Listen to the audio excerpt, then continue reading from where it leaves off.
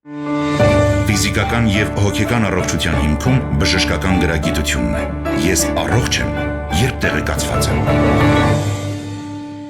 Ողջույն հարգելի ունկնդիրներ, Հանրային ռադիոյի ուղիղ եթերում ենք, ես առողջ եմ հաղորդման շրջանակում եւ առաջիկա կես ժամվա ընթացքում ձեզ համար կաշխատեմ ես, Լուսի Քոչարյանը, նշեմ այն բոլոր տարբերակները, որով կարող եք մեզ հետևել, դրանք են armradio.am կայքի on-line ռեժիմը, live stream-ի տարբերակը, կարող եք եւ դիտել մեզ եւ լսել, տեսագրություն ձայնագրությունները փնտրեք այս նույն կայքում, ես առողջ եմ բաժնում եւ միացեք մեզ Facebook-յան հարթակում հայատար գրված Հայաստանի Հանրային ռադիո Facebook-յան էջում։ Կդիտեք live stream-ի տարբերակով, իդեպ հարցեր եւ դիտարկումներ կարող եք թողնել ինչպես միշտ մեկնաբանությունների բաժնում։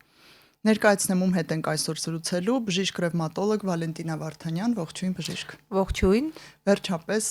նորից հանդիպում ենք այս տաղավարում։ Շատ ուրախ եմ։ Եթերները շատ եմ սիրում, դրանք շատ ինֆորմատիվ են ու կարևոր, հատկապես որ ռևմատոլոգիական խնդիրները մեղմ ասած մեր երկրում հազվագյուտ, հազվադեպ պատահող հիվանդություններ չեն, ցավոք սրտի։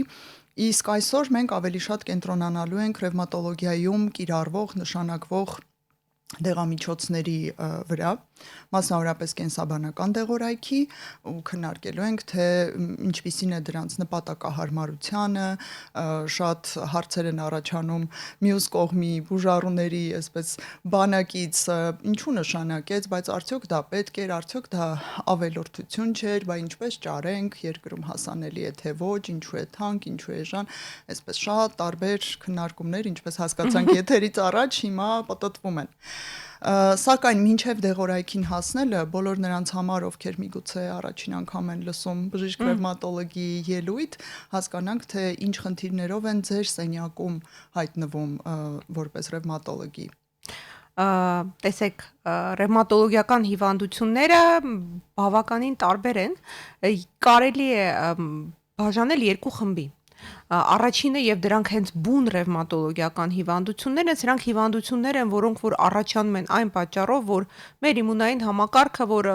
ուղղված է, ստեղծված է մեզ պաշտպանելու վիրուսներից, բակտերիաներից, ուռուցքներից, տարբեր տեսակի օտարածին ագենտներից, ուղղվում է մեր դեմ եւ այդ բորբոքումը, որով պիտի սպաներ օտարածին ագենտներին, ուղղում է օրգանիզմի դեմ։ Դրա համար մեզ մոտ առաջանում է ինքնաբորբոքում, ինքնաիմուն, աուտոիմուն ռեակցիաներ, որոնք վնասում են օրգանիզմը եւ այդ հիվանդությունները բավականին շատ են, մեծ մաս այդ հիվանդություններով զբաղվում են ռևմատոլոգները։ Մի քանի պաթոլոգիա կա, որ օրինակ աուտոիմուն հեպատիտը, որով կզբաղվի գաստրոենտերոլոգը կամ աուտոիմուն թիրեոիդիտը, որով զբաղվում է էնդոկրինոլոգը, մի շարք աուտոիմուն խնդիրներ կան, որոնցով ռևմատոլոգը չի զբաղվում։ Բայց մեծ մասը դա մերն է եւ հենց մեր ամբողջ նպատակը ամեն օր մենք փորձում ենք այնպես ճնշել սխալ աշխատող իմունային համակարգը, որպեսզի չճնշվի ճիշտ աշխատողը, որովհետև բնականաբար եթե կճնշեք իմունային համակարգը, նաև բնածին այդ պաշտպանությունը կարող է տուժել եւ հենց մենք կանցնենք կխոսենք դեղորայքի մասին, ինչով է տարբերվում նորագույն դեղորայքը հին դեղորայքներից, հա, այսպես։ Եվ մյուս խումբ մեր հիվանդությունները, սրանք հենց հոդային հիվանդություններն են, ինչու հոդային, որը նույնիսկ հայերեն ռևմատոլոգը թարգմանվում է որպես հոդաբան, մենք համաձայն չենք դրա հետ, որովհետեւ ռևմատոլոգը միայն հոդերով չի զբաղվում, հոդաբանությունը սա մի խնդիր է, որը գտնվում է սահմանագծի վրա երկու մասնագիտությունների ռևմատոլոգիայի եւ օրթոպեդիայի, ինչու հոդեր, որովհետեւ շատ անգամ մեր ռևմատիկ հիվանդությունների ժամանակ հոդերը ախտահարվում են, բայց միշտ չէ, որ հոդի ախտահարումը կապված է աուտոիմուն կամ աուտոբորբոքային ռեակցիայի հետ, բայց հնուց եկել է, որ ռևմատոլոգը նաև բոլոր հոդային խնդիրներով է զբաղվում։ Պարտադիր չի։ Հոդերի բժիշկ չէ, նաև հոդերի բժիշկ, այո, եւ պատկերացրեք բավականին հաճախ մեր մոտ հայտնվում են պացիենտներ, որոնք մերը չեն։ Այո, հենաշարժողական համակարգի մեկ այլ խնդիր ունեն եւ օրինակ իրենց խորհուրդ է տրվել օրինակ վիրահատություն եւ իրենք փնտրում են մի կոնսերվատիվ բժիշկ, որը ինչ որ դեղեր կնշանակի, ցավոք կան իրավիճակներ, երբ ռևմատոլոգը անզոր է, մենք չենք կարող օգնել օրինակ 4-րդ աստիճանի կոքսարտրոզով, այսինքն կոնքազդրային հոդի լրիվ փակմամբ անկիլոզով պացիենտին հնարավոր չէ օգնել, դա վիրահատություն է, այդպես։ Բայց իհարկե մենք դեմ չենք ուղղորդել պացիենտին, որովհետև ես գտնում եմ, որ շատ դժվար է հասկանալ նույնիսկ առաջնային գծի բժշկին, պոլիկլինիկայում աշխատող, երբեմն դժվար է հասկանալի վերջո այս պացիենտը ռևմատոլոգինն է, օրթոպեդինն է, ումն է, ինչ որ մեկը պիտի սկսի զբաղվել։ Ավելի լավ է որևէ մեկին դիմել եւ ինքը արդեն կամ կհաստատի կամ կհերքի եւ ճիշտ կողորթի, ամեն դեպքում տանը նստել եւ դե լավ կանցնի ցավը խնդիրը սրանից ավելի նախընտրելի։ Կարող եք նշել top 3 ասենք եկեք ռևմատոլոգիական առաջնային հենց հիվանդությունները, որոնք ըստ ձեր դիտարկման Հայաստանում այսպես իրենք են ամենաշատն են, այո, առաջինը իհարկե ինչպես եւ ամբողջ աշխարհում դա ռևմատոիդ արտրիտն է։ Ռևմատոիդ արտրիտը, որ ընդհանրապես աուտոիմուն ռևմատիկ հիվանդություններից ամենահաճախ հանդիպողն է։ Երկրորդը ես կնշեմ սպոնդիլոարտրիտները, այսինքն ողնաշարի բորբոքմամբ պայմանավորված իրանք գտնվում են սահմանագծի վրա, ոչ աուտոիմուն են, ոչ աուտոբորբոքային, բայց էլի իմուն միջնորդավորված հիվանդություններ են, սպոնդիլոարտրիտները առաջներում ամենագլխավոր ներկայացուցիչը այդ հիվանդությունների կոչվում էր Բեխտերևի հիվանդություն, բոլորը գիտեն այդ հիվանդությունը, եւ շատ վախենալու է, այսօր մենք ասում ենք, որ այդ տերմինը ունի ավելի շատ պատմական նշանակություն եւ սա մեկ հիվանդություն չէ, մի շարք հիվանդություններ են, որոնց շրջանակներում հնարավոր է ողնաշարի բորբոքում այդ թվում կնշեմ նաև պսորիատիկ արտրիտը, որտեղ մենք գիտենք, որ մաշկային պսորիազ հիվանդության մոտ 30% դեպքերում կարող են ախտահարվել հոդերը եւ այդ թվում նաև ողնաշարը։ Իսկ երրորդը ես կնշեմ երևի համակարգային կարմիր գայլախտը որպես մեծ շարքցական հյուսվածքի հիվանդությունների խմբի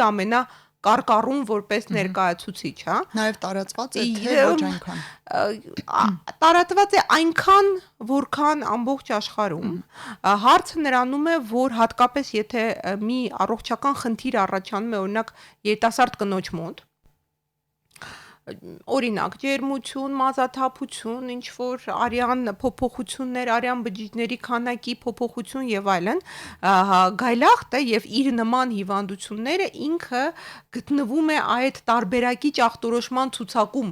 այսինքն երբեմն մեզ մոտ այդ պացիենտները հայտնվում են ոչ թե նրա համար, որ մենք ախտորոշենք, այլ նրա համար, որպեսզի մենք շղթենք, որովհետև հնարավոր է, որ սա լինի ինչ-որ աուտոիմուն խնդիր, մասնավորապես համակարգային կարմիր գայլախտ, շատ հետաքրքիր հիվանդություն է եւ իրոք սկսել ենք շատ ախտորոշել։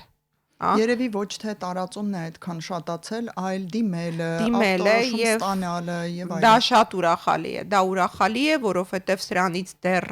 ես ավարտել եմ համալսարանը 2003 թվականին եւ 23 տարի ռևմատոլոգիայի մեջ եմ, հա, առաջի օրվանից այնպես ստացվեց, որ զբաղվում էի ռևմատոլոգիայով, սովորում էի սկզբից եւ այլն, եւ ես իմ աչքի առաջ գնաց այդ էվոլյուցիան ոլորտի Հայաստանում ոլորտի պատմությունը, երբ որ մենք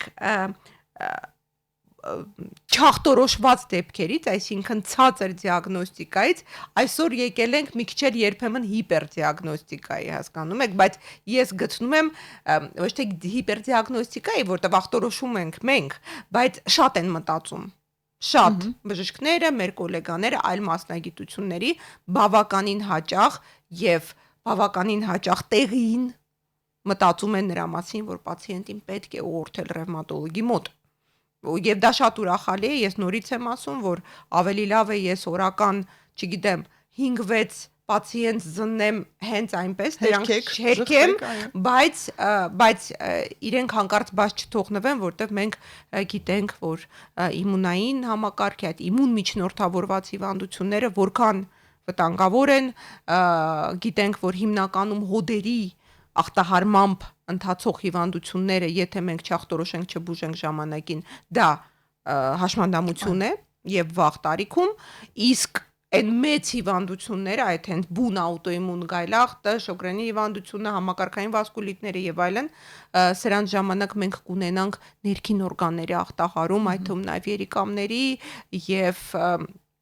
երիկամների, գլխուղեղի, թոքերի ախտահարման պարագայում այս հիվանդությունները ունեն բավականին բարձր մահացություն, նաեւ լետալ արդյունք, երիտասարդ տարիքում դա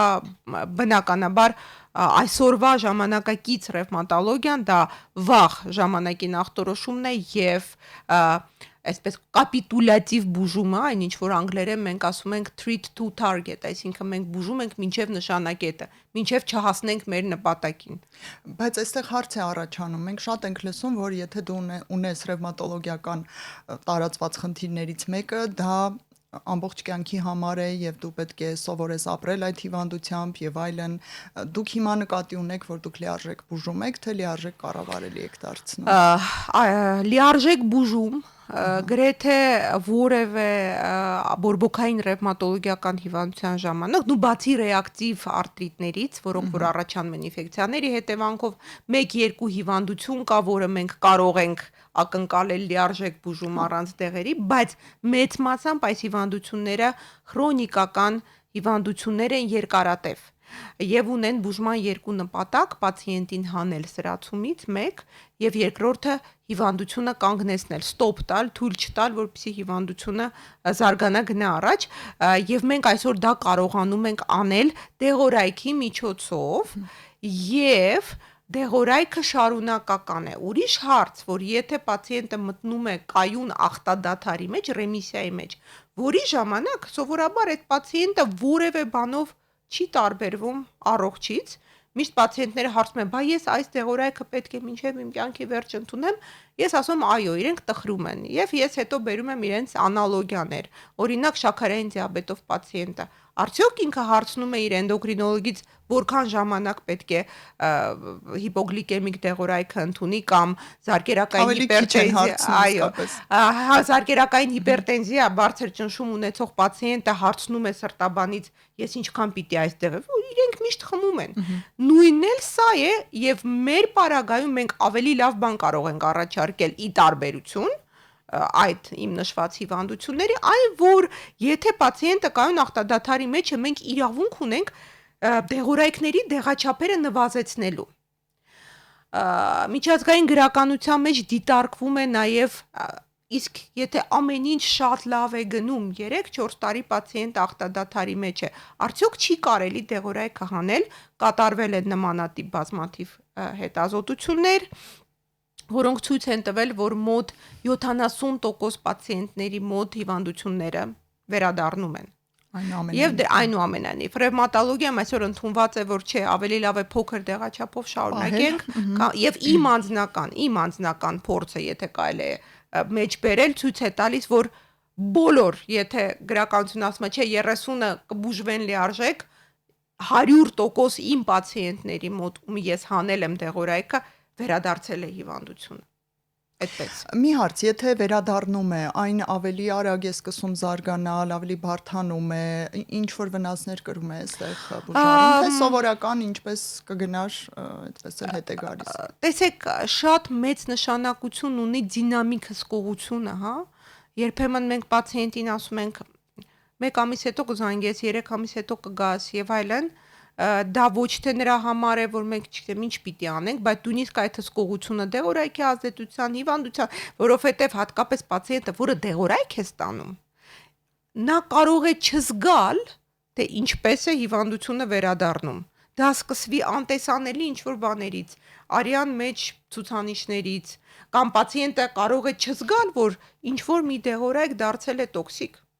Նա կզգա դա միայն, երբ որ արդեն հայտնվի ինչ-որ մի կամ շատ վատ իրավիճակում։ Իսկ դա զգում ենք մենք։ Համար մենք ասում ենք 3 ամիս հետո կգաք անալիզներով, մի ամիս հետո կզանգեք, ինչ-որ մի բան կլինի, կասես եւ այլն։ Հիվանդուց, եթե պացիենտը գտնում է դինամիկ հսկողության մեջ, մենք թույլ չենք տալի, որ հիվանդությունը վերադառնա վատ ձևով, որովհետեւ մենք այսպես կանգնած ենք։ Բայց եթե մենք բաց ենք թողնում, կամ պացիենտը ինքը չի կամ երբեմն պացիենտը մեր մասնագիտությունը շատ շնորհակալ է, մենք շատ արագ օգնում ենք, կարողանում ենք օգնել եւ երբեմն պացիենտը, որը իրեն լավ է զգում, ինքը ասում է դե վերջ բուժվեցի եւ չի գալիս եւ ինչքան երկար մենք բաց թողնենք այդ սրացումը, այնքան ավելի ագրեսիվ կլինի հիվանդությունը, այո։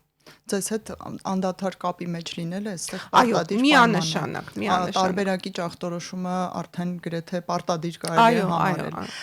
Եվ փաստորեն, ինչպես հասկանում եմ, դեղորայքի արկայության հետ համակերպվելն էլ պետք է, անխուսափելի է։ Խնդիրներ դիտարկում եք մարդկանց մոտ, որ խուսափեն, իսկ կլինի առանց այս դեղորայքի, իսկ այս դեղորայքը ինչ կողմնակի էֆեկտներ կունենա, կարող է դրան այլընտրանքա չեմ ժողովրդական միջոցների, ուզում եմ այստեղ հասկանանք դեղորայքի կարևորությունը։ Անպայման այդ հարցերը առաջանում են հատկապես այսօրվա մեր այս ինտերնետի ուրեմն այդ ChatGPT եւ Google-ի, սկզբից Google էր, ոչինչ, հիմա ChatGPT է, որը մտածում է, ուրեմն ուղեղ է, ուրեմն artificial եւ բնականաբար շատ դժվար է հիմա աշխատել պացիենտների հետ, որովհետեւ երբեմն ախտորոշումը դրվում է կամ չգիտեմ կարդում են, գրում են իրենց սիմպտոմները, ChatGPT-ն իրենց բերում է անալիզները, իրենք ասում են, հա մեծ հավանականությամբ դուք ունեք այս հիվանդությունը եւ իրենք արդեն գալիս են մոտավորապես պատկերացնելով ինչ դեղորայք կնշանակես։ Տեսեք, դեղորայքները կփորձեմ կարճ ներկայացնել եւ խմբերով, այո։ Տեսեք, մենք ինչպես նշեցի, ունենք բուժման երկու նպատակ։ Առաջինը հանել սրացումից, երկրորդը կանգնեցնել հիվանդությունը։ Եվ մինչ մոտավորապես, ես կասեմ 97-98 թվականները մենք ունենք երկու բան, մենք ունենք ոչ ստերոիդներ, դրանք ցավազրկող հակաբորբոքայիններն են, դիկլոֆենակ, այնտեղ իբուպրոֆեն եւ այլն, ձերքիտակի, նիմեսուլիտ եւ այլն։ Այդպես, եւ ունենք ստերոիդներ, հորմոնալ բնույթի պրեպարատներ։ Պրեդնիզալոն, մեթիլպրեդնիզալոն, դեքսամետազոն եւ այլն։ Սրանք այսպես էր, դեռ երբ որ ես սկսում էի իմ ճանապարհը ռևմատոլոգիայում, պրեպարատները նշանակվում էին հատկապես հորմոնալ բնույթի պրեպարատները եւ բժիշկը մենք չենք կարող խոսք տալ պացիենտին, որ կգա մի օր դու հորմոն ստերոիդ չես խմի։ Ասեմ ընկնելով առաջ, որ այսօր կան հիվանդություններ, երբ որ մենք խոսք ենք տալիս, որ եթե ես նշանակեցի, մի վախեցեք, որտեղ ամենաշատ այդ հորմոններից են վախենում, կողմնակի ազդեցություններ, քաշի ավելացում, մազակալում եւ այլն, չնայած էլի ասեմ, եթե ճիշտ ենք նշանակում, ճիշտ դեղաչափով ենք նշանակում, պացիենտի ուսուցումը ճիշտ է կատարված, ապա ոչ մի բան էլ չի լինում։ Կարճաժամկետ, եթե 3-ից 6 ամիս նշանակես, ոչ շատ մեծ դեղաչափով ոչ մի վատ բան էլ չի լինում։ Փորձը ցույց է տալիս, եթե պացիենտը առավել եւս չունի կողմնակի ինչ որ զուգակցող հիվանդություններ։ Մյուս խումբը, դա մեծ խումբն է դեղորայքների։ Սրանք այսպես կոչված բազիսային պրեպարատներ են, որոնք որ հիվանդությունը կանգնեցնում են եւ սրանց մեծ մասը մինչև էդի մասը 97-98 թվականները սրանք սինթետիկ պրեպարատներ էին, որոնցից շատերը ունեն դրանք նախկին ցիտոստատիկներն են, որոնք որ կիրառվել են ուռուցքները բուժելու համար։ Մի 20-րդ դարը շատ հետաքրքիր ժամանակաշրջան էր, շատ, երբ որ շատ բան մենք այսօր գիտենք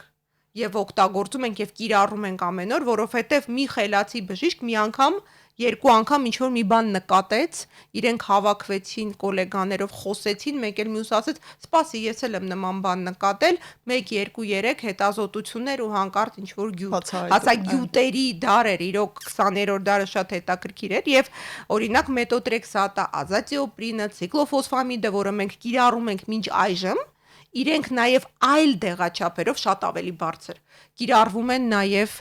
օնկոլոգիայում եւ շատ անգամ կգա պացիենտը կասի գիտեք ինձ ասեցին որ սա քաղցկեղի դեղ է ես քաղցկեղ ունեմ մենք սկսում ենք բացատրել հիմա ես արդեն փորձս շատ է ես ի սկզբանե 0-ից են բան նաբիրիգու ես իրանց բացատրում եմ որ հանկարծ եթե ձեզ նման բան ասեն դա դրա դուք չունեք քաղցկեղ հանգիստ եղեք Ինչ տեղի ունեցավ 97-98 թվականին, տեղի ունեցավ հեղափոխություն բժշկագիտության մեջ, ռևմատոլոգիայում եւ ոչ միայն, որովհետեւ սինտեզվեցին առաջին ուրեմն դուրս եկան վաճառք,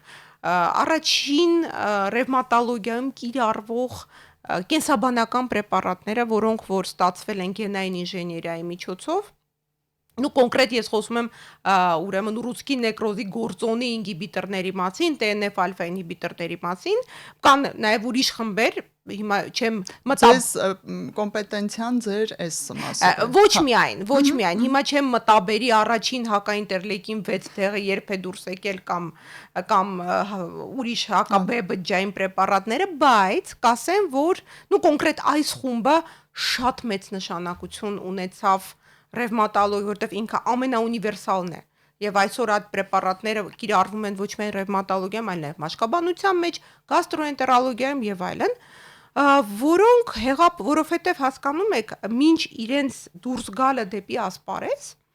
ասենք թե պացիենտը ունի ռևմատոիդ արտրիտ, ստերոիդը նշանակվել է, հոդերը ներարկել ենք, մետոտրեքսատը նշանակել ենք, չոքնեց, մետոտրեքսատը փոխեցինք կամ տոքսիկ եղավ, ուրիշ բան, ուրիշ սինթետիկ բան, եւ գալիս էր մի պահ, երբ որ պացիենտը եւ բժիշկը հայտնվում էին փակուղու մեջ, որովհետեւ մենք չգիտեինք էլ ինչ անենք, որովհետեւ արդեն պարզ էր, որ հորմոնը նույնիսկ եթե ամբողջ կյանքը պացիենտը ընդունի, հորմոնը չի կանխարգելում դեֆորմացիաները, չի կանխարգելում հետագա սրացումները, բայց պացիենտը փաստորեն ունենում է անդադար սրացումներ կամ այլ հիվանդությունների ժամանակ, ես օրինակը բերում եմ ռևմատոիդ արտրիտի վրա, բայց բոլոր այդ հիվանդությունները ունեն կամ նույն սպոնդիլոարտրիտները, որտեղ երբեք մինչ այս պրեպարատների առաջ գալը ոչ ոք չէր կարող պացիենտին խոսք տալ, որ ողնաշարը չի դեֆորմանա, անկիլոզ չի զարգանա։ Հա, փորձում ենք ինչ կարող ենք, բայց տրամաբանությունը սա է։ Բայց մենք ասում էինք, որ չէ, վաղ թե ուշ սա լինելու է, վաղ թե ուշ ողնաշարը դեֆորմանալու է, եւ շատ անգամ մենք տեսնում էինք պացիենտներին արդեն դեֆորմացված։ Ինչ արեցին կենսաբանական եւ իրենցից հետո իրենք ներարկման պրեպարատներ են, իրենցից հետո արդեն մի նոր խումբ առաջացավ արդեն 2010 թվականից հետո առաջ եկան տարգետային պրեպարատներ, սրանք կոճակներ են, բայց էլի կենսաբանական նյութերի դեմ են սրանք ուղղված, հա, տարգետային, հատկապես այսպես յանուսկինազի ինհիբիտորները, սրանք ռևմատոլոգիան լրիվ փոխեցին, որովհետև սրանց իհարկե սրանցից ոչ մեկը չի համարվում առաջին գծի պրեպարատ, իհարկե, դե գիտեք, այդ բոլոր ուղեցույցները մենք վերցնում ենք դրսից։ Իսկ դուրսը, այսինքն Եվրոպայում, Միացյալ Նահանգներում, Կանադայում եւ այլն, այնտեղ կան շատ լավ աշխատող կամ պետական ապահովագրական համակարգ կամ ոչ պետական, այսինքն որ պացիենտ մասնավոր, ահա, եւ բնականաբար ցանկացած ուղեցույց գրվում է ելնելով այդ ապահովագրության համակարգի հնարավորություններից եւ իհարկե բոլոր հիվանդությունների սկիզբը սկսվում է սինթետիկով, այն ինչ մենք միշտ արել ենք, հա, սուր վիճակից հանել եւ նաեւ նշանակել սինթետիկ էժան բազիսային պրեպարատ։ Մոտ 60-70% պացիենտներին դա օգնում է իրոք, բայց կային 30-40%-ը ու մոտ որտեղը տոքսիկ է, չի օգնում եւ այլն։ Այսօր այդ պացիենտները ունեն լուծում, հա, ունեն լուծում կենսաբանական պրեպարատների եւ տարգետային պրեպարատների ձևով եւ բնականաբար մենք էլ Հայաստանում ուզում ենք ոչ միայն առաջացնել, փորձում ենք, այլ ուզում ենք համահունչ գնալ միջազգային բժշկագիտությանը, չափանիշներին, այո, եւ ուրախությամբ կարող եմ ասել, որ եթե նորից կրկնում եմ սրանից 20-15 տարի առաջ պացիենտները կարող էին իրենց առաջարկում են, որտեղ մեզ համար 15 տարի առաջ այդ կենսաբանական պրեպարատները կային Հայաստանում, գրանցված էին, բայց շատ անհասանելի ֆինանսական տեսակետից եւ աշխարհում էլ իրենք այն ժամանակ շատ թանկ էին։ Հիմա քանի որ շատ է զարգացել այդ ամեն ինչը, արդեն արտադրողները շատացել են, բիոնմանակներ, տարգետային պրեպարատների պարագայում ջեներիկներ եւ շատ կան նաեւ էժան պրեպարատներ, աշխարհում նույն այդ կենսաբանական համեմատաբար էժան, շատ էժան չեն կարող լինել։ Շատ էժան այս պրեպարատները պարզապես չեն կարող լինել, որտեղ այնտեղ տեխնոլոգիա կա եւ ես չեմ պատկերացնում, որ այդ տեխնոլոգիան պահպանելու համար եւ որակյալ դեղ ստանալու համար այդ դեղը կարող է արժանալ դիցուք 1000 դրամ։ Բնականաբար իրենք նաեւ ավելի թանկարժեք են։ Բայց մենք ուզում եւ ինչ է ես ուզում ասել, որ եթե սրանից 15 տարի առաջ պացիենտները ստիպված էին գնալ արտերկիր ռևմատոլոգիական հիվանդությունը բուժելու համար, այսօր մեր կարծիքները չեն տարբերվում։ Ասենք լինում են պացիենտներ, ասում են, գիտեք, բժշկ, մենք ունենք հնարավորություն, չեմ գնալու Եվրոպա կամ ես ասում համեցեք, գնացեք, խնդիր չկա։ Եվ իրենք գալիս են կարծիքով, որը մեր կարծիքից չի նույնն է, որովհետև Հայաստանում այսօր ռևմատոլոգիան ես կարող եմ ուրախությամբ ասել ոչ միայն իմ փոխարեն, այլ ամբողջ ոլորտի փոխարեն, հա, մենք բոլորս աշխատում ենք, փորձում ենք աշխատել միջազգային ստանդարտներով, ունենք խնդիրներ իհարկե եւ հենց այդ ամբողջ խնդիրները չկան խնդիրները, բայց մենք ձեզ համացանցով ձեզ ոլորտի լավ մասնագետներին նկատի ունեմ, մենք հետևում ենք իրոք այդ վերապատրաստումները, այդ սեմինարները, այդ կոնֆերանսները, ես չգիտեմ դուք ոնց եք հասցնում տարվա մեջ գնալ, գալ, ինչ որ նորություն բերել, նոր պրոտոկոլ ձեռք բերել, յուրացնել եւ այլն, ու նաեւ այս դեղորայքնել, փորձել մարդիկ դժգոհություն ունեն այս կենսաբանական դեղամիջոցներից, որովհետև դրանք անհասանելի են, թե ավելորդ են թվում, թե թանկարժեք են, ձեր դիտարկումն ինչպիսին է։ Տեսեք, առաջինը նորից սկսենք նրանից, որ երբեմն, որտեղ մենք ունենք ինտերնետ, Google եւ ChatGPT, պացիենտները վերջերս սկսել են վախենալ սրանց կողմնակի ազդեցությունից։ Մի անգամից ասեմ մի կարևոր բան, իմ համար, ինչով են առավել այս պրեպարատները, դա իմ դիտարկումն է եւ ինձ թվում է, տեսեք,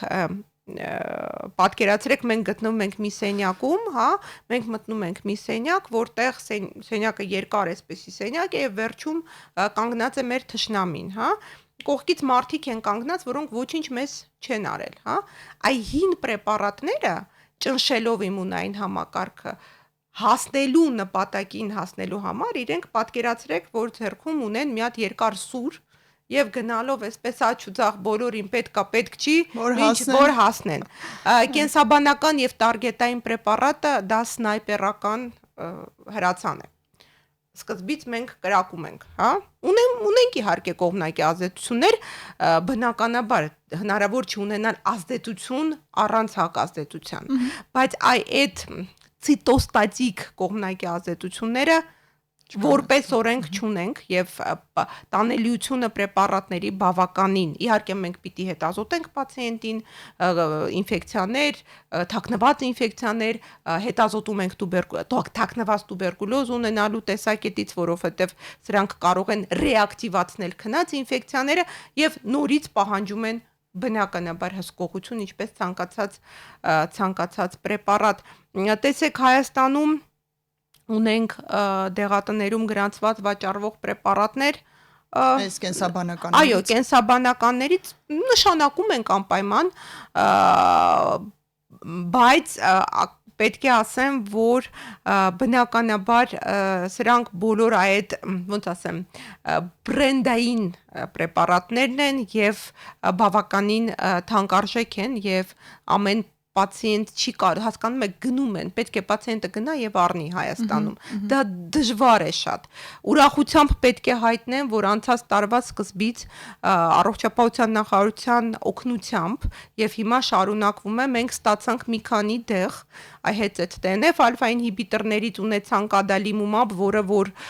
դուրս էինք գրում, պացիենտը պոլիկլինիկայից ստանում էր պրեպարատը։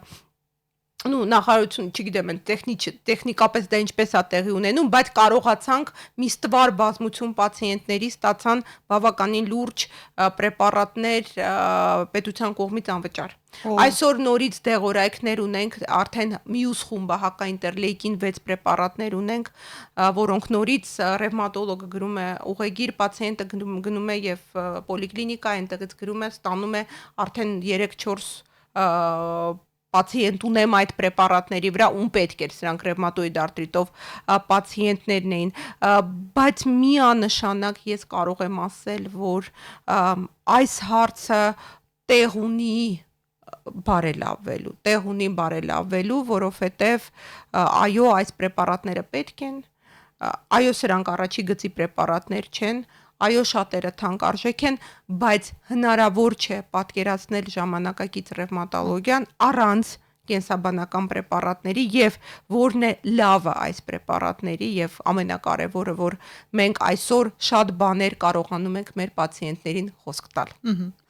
Հուսանքը սկիզբը հուսադրող է, որ արդեն սկսել են գործածվել, նշանակվել, դեղատներում կան, երևի թե զարգացումը կշարունակվի էլի նախարարության միջնորդությամբ ու այս հարցն էլ վերջնական լուծում կստանա, վախերն էլ կամաց կչքվեն բուժարուների կողմից կենսաբանական դեղորայքի նշանակման վերաբերյալ ռևմատոլոգիայում։ Սա էր մեր այսօրվա թեման։ Շատ շնորհակալություն, գեղարվեստական ֆիլմի պես հետաքրքիր էր ձեզ լսել։ Կարծես գեղարվեստական դոկումենտալ ֆիլմ լսեինք բժիշկ ռևմատոլոգ Վալենտինա Վարդանյանի կողմից, ձեզ համար աշխատեց Լուսի Քոչարյանը, հուսամ էլի շատ կարևոր թեմայի շուրջ կհանդիպենք եւ ցտեսություն բոլորին։ Ցտեսություն։ Ֆիզիկական եւ հոգեկան առողջության հիմքում բժշկական գրագիտությունն է։ Ես առողջ եմ, երբ տեղեկացված եմ։